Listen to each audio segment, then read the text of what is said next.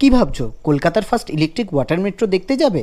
তাহলে অবশ্যই যাওয়ার আগে আমার এই ভিডিওটা দেখে যাও, নাহলে তোমরাও আমার মতনই বিপদে পড়বে। আমিও ভাবলাম ইলেকট্রিক ওয়াটার মেট্রো ঘুরে আসাই যাক। সেই মতো শনিবার আমি আর অন্বেষা মিলে দুজনে চলে গিয়েছিলাম মিলেনিয়াম পার্কে।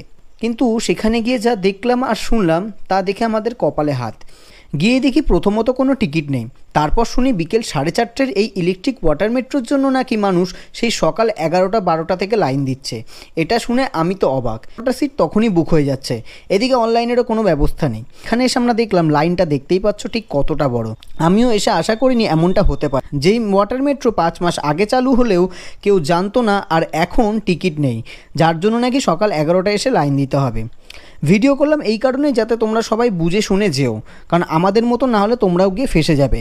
আর পারলে 2 দিন বাদেই যেও, তখন এমনিই ভিড় কমে যাবে। যাই হোক, এই ছোট্ট 2 ঘন্টার সফরটা কিন্তু খুবই সুন্দর।